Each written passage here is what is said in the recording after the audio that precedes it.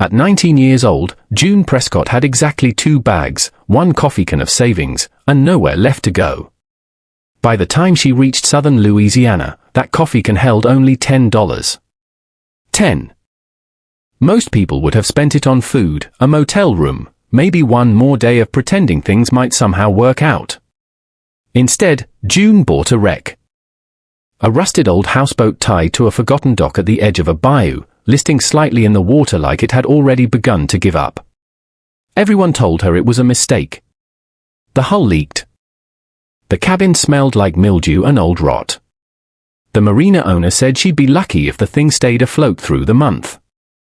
It looked less like a home and more like something the water had not gotten around to swallowing yet. But June didn't buy it because it was beautiful. She bought it because it was hers. And beneath that ruined little boat, hidden below the floorboards in a compartment no one had touched in decades, was a sealed footlocker packed with 40 years of secret savings and 1 handwritten letter from the dead man who had lived there before her.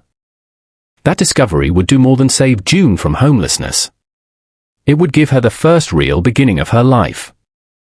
Long before June Prescott ever saw the Louisiana bayou, she had already been moving toward it in ways nobody around her fully understood. She grew up in a small town in central Mississippi, far from the coast, far from marinas, far from anything that could explain why she kept drawing boats. But she did. Again and again. Little boats in crane. Boats in marker. Boats with crooked cabins, tall masts, tiny railings, impossible details. Her mother noticed and saved every single drawing in a folder in the kitchen drawer. As if she understood that a child who repeats the same image is trying to tell the world something before she has the words for it. Then her mother died. June was 11. One ordinary week split in half, and after that, nothing in the house ever really settled again. Her father did not become cruel. That would have been easier to name. Instead, he became absent while still physically present, a man who kept going through the visible motions of life after his wife was gone but no longer seemed to arrive emotionally anywhere. He packed lunches, worked his job, nodded when spoken to, and little by little disappeared behind his own silence. June learned early what loneliness feels like inside a house with another person in it. So she kept her private compass to herself. The boats. The pull toward water.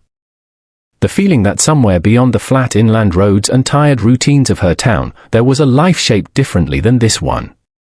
She had no map yet. Only direction. At 16, June found the first place that made sense to her. It was a marine supply store outside Jackson, an hour from home by bus, tucked beside a highway with a faded sign and the permanent smell of rope, oil, rubber, and salt that somehow clung to everything inside. The nearest real saltwater was hours away, but stepping into that store felt to June like stepping closer to a language she had always almost known. The owner, Thad, noticed her immediately. Not because she was chatty or charming. She wasn't. But she paid attention. When he showed her how to identify hose fittings, she memorized them. When he explained the difference between marine epoxy and hardware store epoxy, she listened like the distinction might save her life. And in a way, it eventually did. That started teaching her more. Bilge pumps. Hull sealants. Electrical basics. Fuel systems. The logic of boat parts and how they fit together. But more important than the parts was the philosophy behind them. That taught June that a boat is a system, and if you understand the system, you can fix almost anything. He said life worked the same way. Houses, engines, money, people, all systems. If you learn to see how something works, you stop being helpless in front of it. June took that lesson seriously. She worked, learned, saved every dollar she could in a coffee can hidden in her closet, and slowly became the kind of girl people underestimate because they mistake quiet for uncertainty. But June was not uncertain. She was preparing, even if she did not yet know for what. June's father died on her 19th birthday. There was no warning, no final conversation, no dramatic build-up. He was in his recliner watching the evening news, and then he simply wasn't there anymore in the way that mattered. June found him when she came home from work, the television still glowing blue across the room, his face calm in a way that almost made the moment harder to bear. Because peace did not erase absence. And absence was all she had left. The rented house was never really theirs to keep. Within days, the landlord came by with awkward condolences and practical terms. He needed the place back. June had 2 weeks. That was the whole mercy available to her. So she packed a few clothes, her mother's old photograph, a sweater that still smelled faintly like her father's soap, the coffee can of savings from the closet. Everything else either stayed behind or went into boxes no one would ever open with the right kind of memory. By the last morning, she was carrying her life in 2 bags and 1 metal can filled with the sum of every paycheck she had carefully saved. At the bus station, she sat beneath fluorescent lights and looked south on the schedule board. Louisiana. Thad had mentioned his brother Walker more than once, always in the same casual tone men use when they are offering help without making it feel like charity. If June ever wanted to really learn boats, Walker could teach her. Standing there with no home left behind her, June understood that this was no longer an idea. It was direction. Walker showed her the houseboat at the very end of the dock, as if it were something that had drifted there years ago and simply been forgotten by everyone except the water. It was worse up close. The hull sat low and slightly crooked, stained with rust and weed marks. The cabin's paint had once been turquoise, but now it had faded into the color of old hospitals and weathered loneliness. One window was cracked. The railing sagged. The whole thing looked less like a home than a warning. But June did not see what most people saw. She saw shape, structure, possibility. The hull was steel, which meant it could be patched. The cabin was wood, which meant it could be rebuilt. The boat was ugly, yes, but ugliness never scared June the way helplessness did. And this boat, for all its damage, still floated. Walker named the price almost casually. The slip fees owed on it came to $10. 10. June opened the coffee can and counted the bills into his hand one by one. It was nearly all she had left after travel and food, and she knew exactly how reckless the decision looked. But there are moments in life when the wrong choice and the only choice wear the same face. This was one of them. Walker handed her the key. And just like that, June Prescott, 19 years old, homeless, with nowhere certain to sleep, became the owner of a rotting little houseboat on a Louisiana bayou. It was the first thing in her life that belonged fully to her. That first night on the houseboat should have felt like failure. By any outside measure, it did. The cabin was damp and close, the air thick with mildew, old wood, and water that had spent too long trapped where it did not belong. The mattress on the bunk was unusable, stained and collapsing in on itself, so June dragged it aside and spread her sleeping bag on the floor.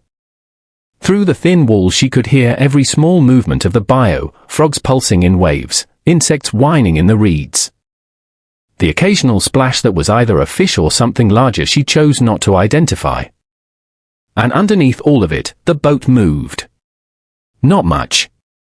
Just enough. A slight rocking with the rhythm of water nudging the hull, the kind of motion that would have made some people uneasy. But to June, lying there in the dark with one hand tucked under her head and the other resting on the floorboards, it felt strangely like being held. She had spent weeks bracing against everything, grief, money, uncertainty, the raw humiliation of having nowhere permanent to go. Yet here, inside a leaking wreck tied to a forgotten dock, she felt something she had not expected to feel so soon. Relief.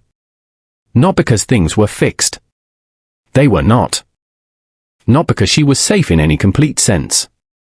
She was not. But because the boat, for all its damage, seemed to say the same thing her life had been trying to tell her for years: you are not lost. You are arriving. The first real job on the houseboat was the bilge. June knew enough from Thad's lessons to start there. If a boat is sick, the bilge tells the truth first. So the morning after her first night on board, she lifted the floor hatch and shined her flashlight down into 6 inches of dark standing water. It smelled like rust, oil, old rot, and years of neglect. She bailed it out by hand with a coffee can and a bucket, crouched in that cramped little space until her back burned and her forearms shook. When the last of the water was gone, her light caught something that did not belong to the chaos. A box. It sat on a raised wooden platform in the lowest part of the hull as if someone had built the platform specifically to keep it dry. June climbed down farther and brushed the muck away. It was an old military footlocker, brass corners, leather straps, a rusted padlock, the kind of object that carries its own gravity even before you know what is inside. She just stared at it for a second.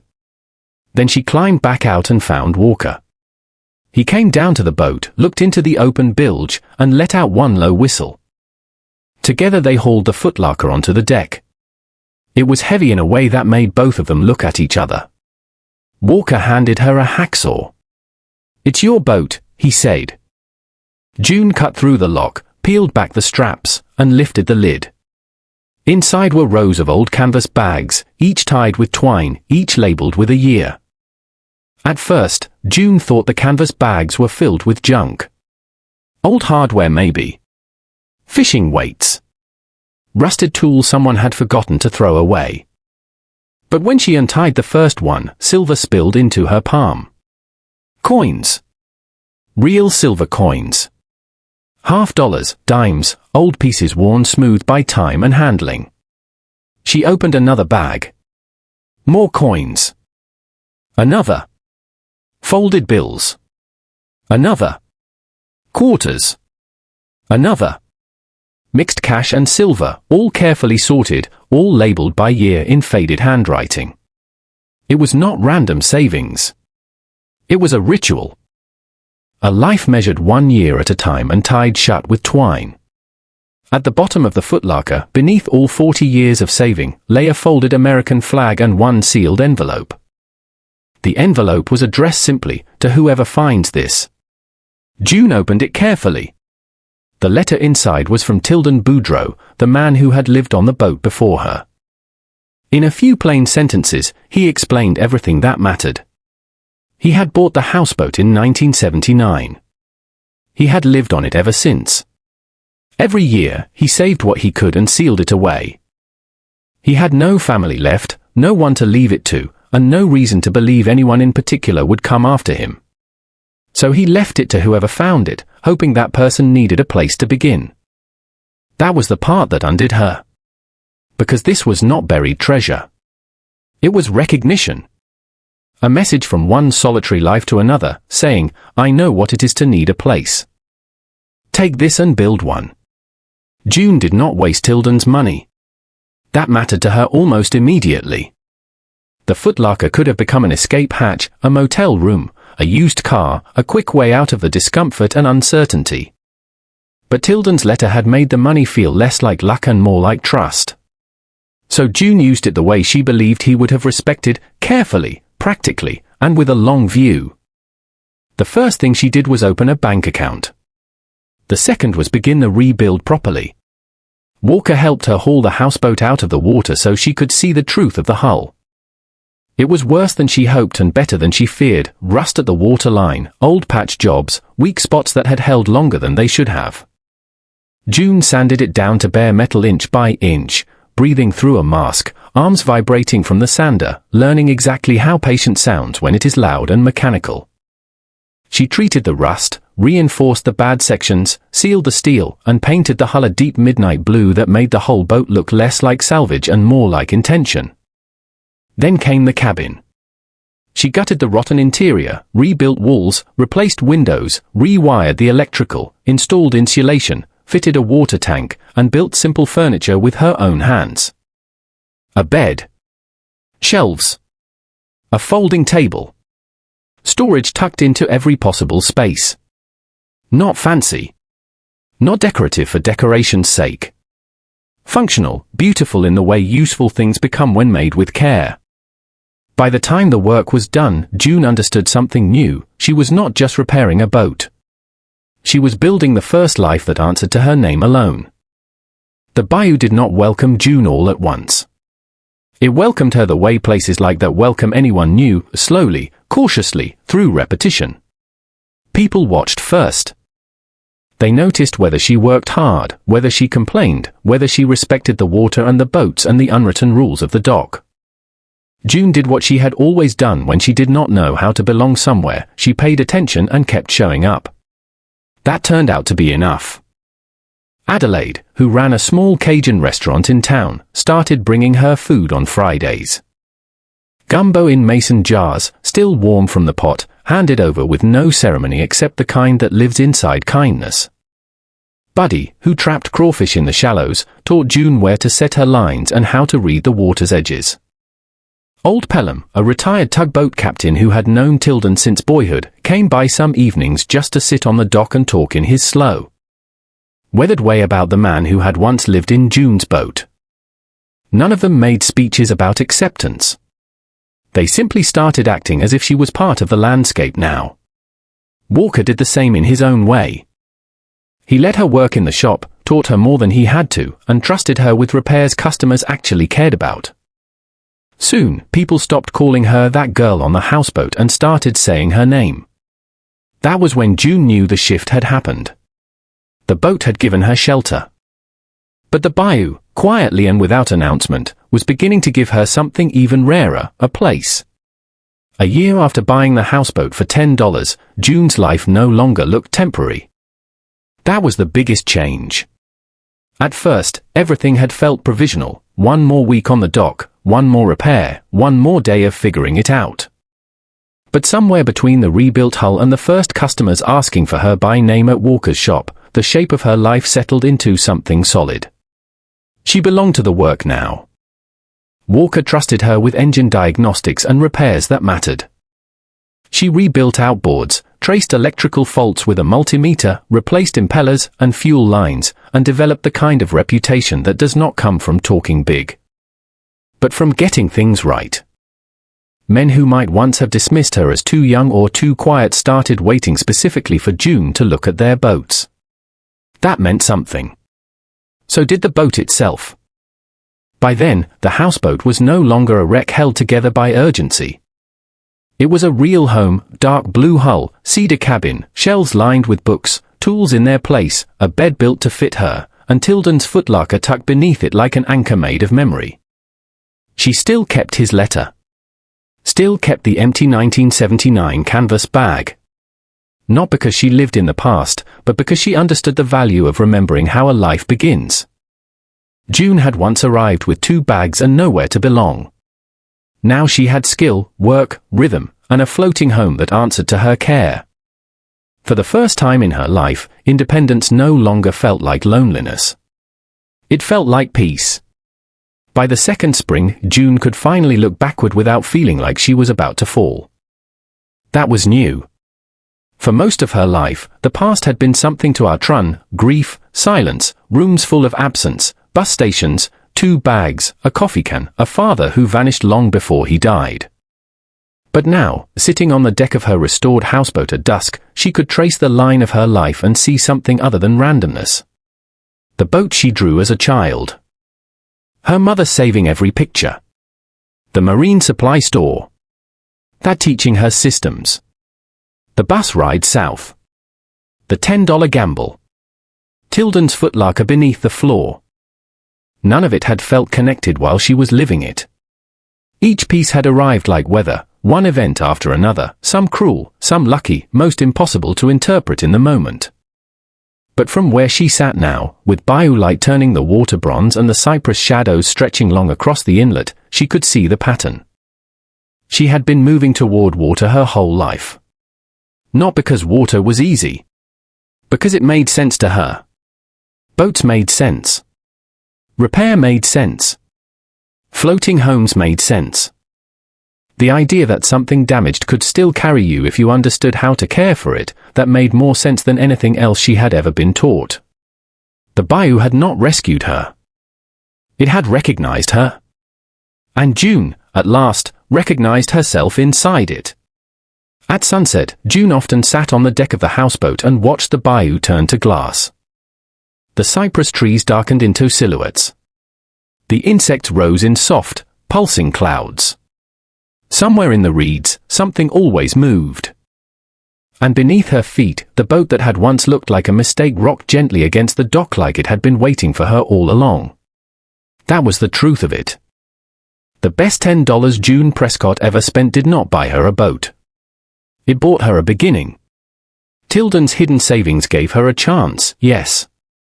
But chances mean nothing without the hands to use them. June turned that chance into a home, a trade, a reputation, and a life that finally felt like it belonged to her. She did it with work, with patience, with a stubborn faith that something broken can still float if you understand how it's built. And maybe that is the real heart of the story. Being lost and being found are not opposites. Sometimes they are the same crossing seen from different sides.